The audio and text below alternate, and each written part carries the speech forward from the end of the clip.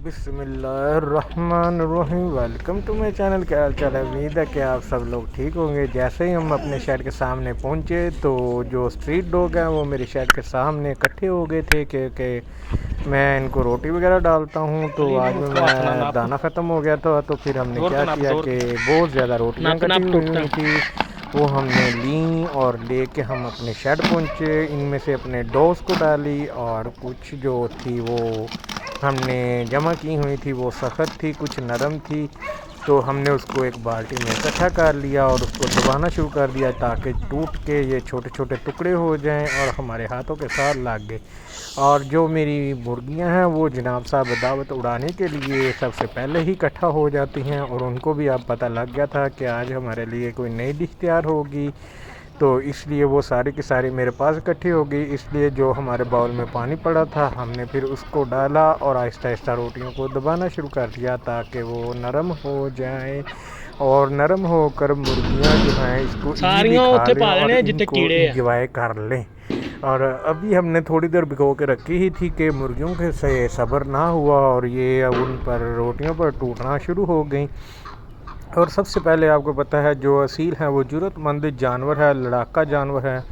वो सबसे पहले जो भी कोई उल्टा काम होता है मीन डैट के वो सबसे पहले ही हिस्सा लेती हैं। उन्होंने खाया और देखा कि रोटियां भी सख्त है तो मैं भी आ गया था। फिर मैंने इनको डराया थोड़ा सा साइड पे हो जाओ। फिर मैंने जो रखे हुए हैं अपने हेल्पर्स उनको कहा कि अब हमें थोड़ी सी मेहनत करनी चाहिए और रोटियां जो हैं अपने हाथ से तोड़नी चाहिए और इनको नरम करना चाहिए ताकि जितनी ये नरम होगी उतनी ही ज़्यादा और जल्दी मुर्गियां खा सकेंगी और उनके गलों में नहीं लगेंगी।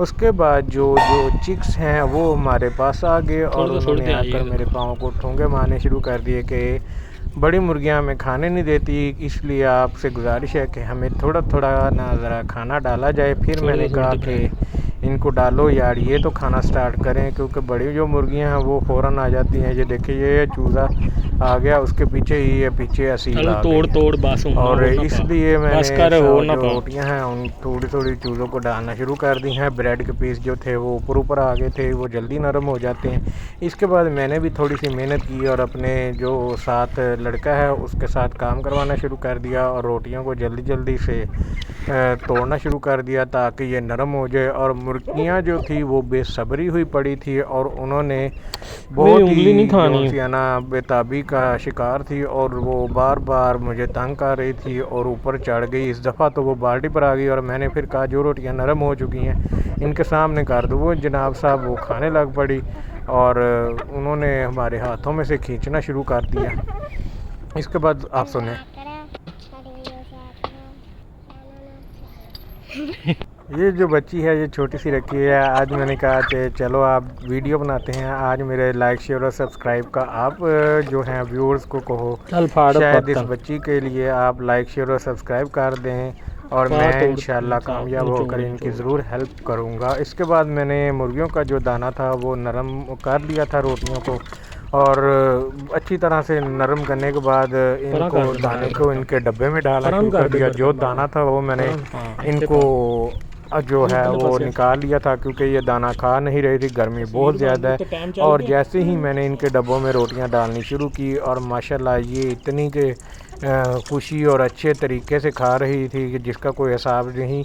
और जैसे ही मैं डालता जा रहा था वैसे वैसे ही ये खाती जा रही थी और चूज़े जो थे वो अपना अपना हिस्सा आ कर ले रहे थे।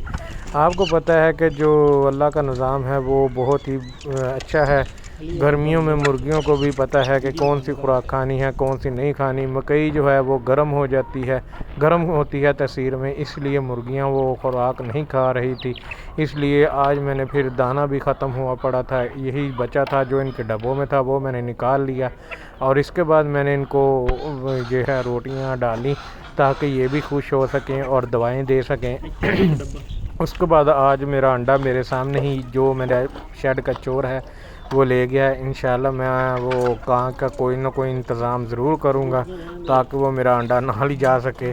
और इसके बाद मैंने मुर्गियों को जो तीनों के तीनों डब्बे हैं उनमें सारों को भर दिया और जो रोटियां बची थी उसके अंदर मैंने दाना भिगो दिया और आपको उस वीडियो का भी मैं सारा फ़ायदा जो है वो बताऊंगा इंशाल्लाह नेक्स्ट वीडियो में कि वो दाने को आप मुर्गियों को कैसे खिलाएं ताकि वो सर्दियों में गर्मियों में उनके लिए फ़ायदेमंद हो। और इसके बाद ये चूज़ा इतना बेताब होकर खा रहा था कि जब इसने डब्बा उठाया इसको पता ही नहीं चला, ये डब्बे के ऊपर ही बैठा रहा।